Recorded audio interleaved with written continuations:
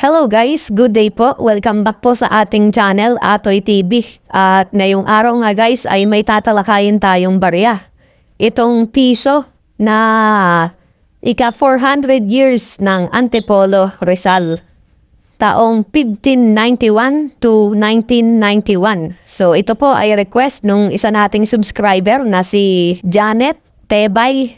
Ayan, W8P. So, ang sabi niya po guys, baka pwedeng talakayin yung 5 piso na Ferdinand Marcos Sr. So, meron na po tayong video niyan, ma'am. Hanapin mo lang po sa ating channel.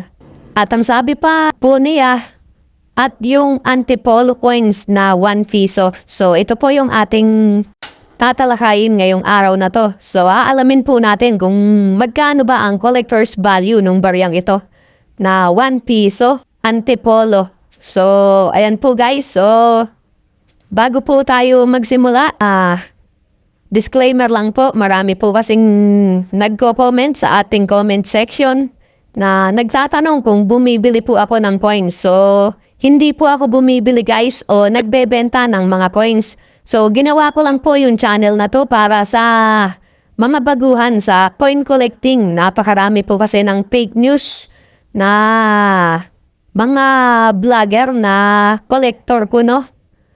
Na kahit common yung coin ay sinasabi nilang libo-libo ang halaga. Kaya po ginawa po ang channel na to alang-alang po sa mga baguhan at sa mga konti pa lang po yung kaalaman para sa mga barya nating nito.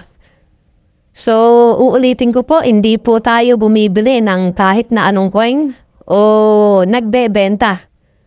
So, mamaya po sa bandang dulo, so sasabihin ko po sa inyo kung saan nanggagaling yung mga collection ko at kung sino yung coin dealer o seller at pwede ring buyer ng coin. So, ayan. Pero bago yan, dito muna po tayo sa ating pag-uusapan na 1 piso Antipolo Rizal.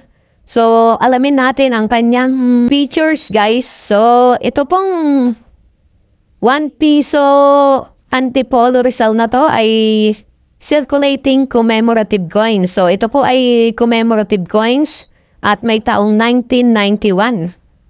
Ang kanyang value ay 1 peso. Ang currency ay piso. At ang composition ng baryang ito ay copper nickel. At may bigat itong 9.5 grams. Diameter na 29 mm. At syempre ang kanyang shape round, ang technique milled, at ang kanyang orientation ay medal alignment.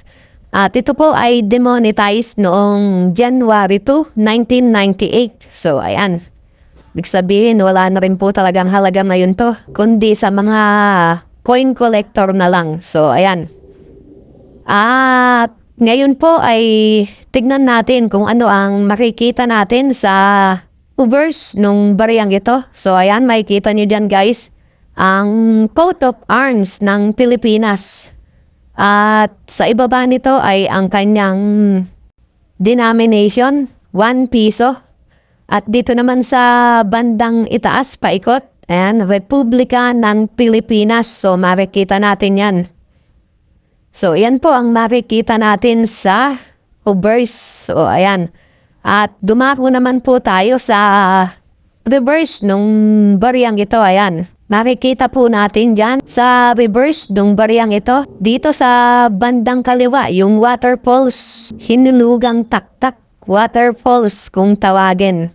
So, ayan po yung makikita natin dyan sa bandang kaliwa. At dito naman sa bandang kanan, yung breadfruit tree. At kung tawagin ay Artocarpus altilis. So, ayan po. Dito sa bandang kanan at dito naman sa kanyang bandang ibaba guys, isa po itong poon nakasakay sa bangka. So ayan po yung makikita natin dyan, poon na nakasakay sa malaking bangka.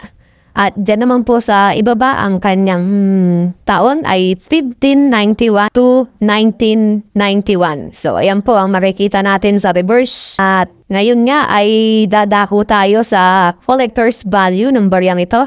Pero bago yan guys, baka hindi ka pa po nakasubscribe sa ating channel. Pasuyo na po ng subscribe button dyan at yung notification bell po, huwag niyong kakalimutan para updated po kayo sa mga tatalakayin pa nating barya dito sa ating channel. At sana po ay pakishare at ilike po ng ating video para mas marami pang makaalam. At maging aware sa mga barya natin na hindi nila alam yung tunay na halaga. Kaya dito sa ating channel, pag meron po kayong coins na hindi nyo po alam yung collector's value, so comment down below lang dyan guys at gagawan din natin ng video yan. Para po maunawaan ninyo at malaman ninyo kung magkano po ba talaga yung totoong collector's value na hawak niyong barya. So, ayan, para po wala pong kalituhan. Napakarami po kasing nagbablog ngayon patungkol sa mga barya natin na common lang pero napakamamahal. So, ayan po yung ginagamit nila na panloloko doon sa kanilang mga subscriber. So, ayan. At dito sa ating channel, so tatalakayin natin lahat yan. Yung mga sinasabi nilang mga common na napakamamahal na sinasabi nila. So, ayan guys. So, sana paki-like and share ng ating video.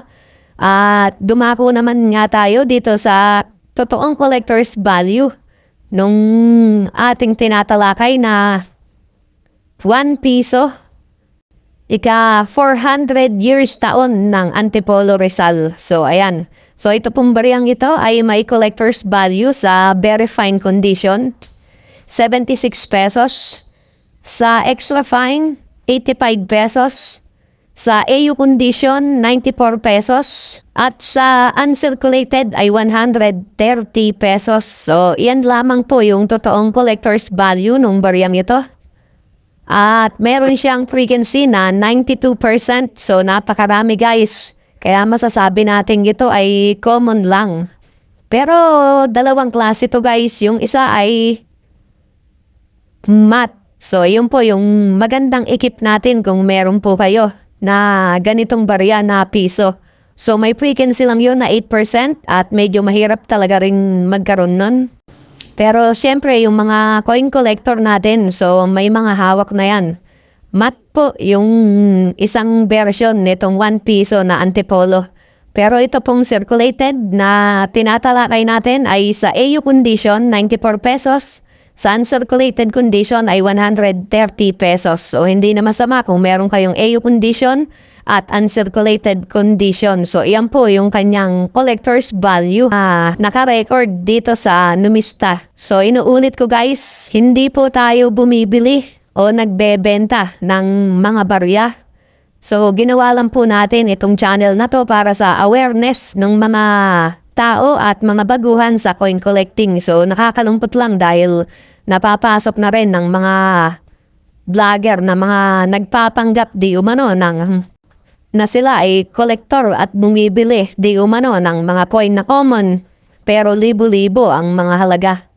So, at ang matindi pa dito, kailangan naka-like and share at follow ka sa kanila. So, dun lang guys, mag-isip-isip na kayo dahil ang totoong collector, so wala pong hinihinging wala pong hinihinging kondisyon. So, kailangan naka-like, share, subscribe. So, wala pong ganun.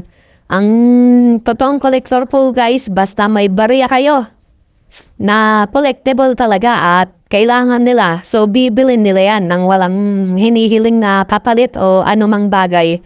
So, kaya maging mapanuri po tayo sa mga pinanunood natin guys. So, yan lamang po. Maraming salamat po sa mga sumama dito sa ating tinalakay na barya na 1 piso Antipolo Rizal. At sana po ay paki-like and share ng ating video. Maraming salamat po guys!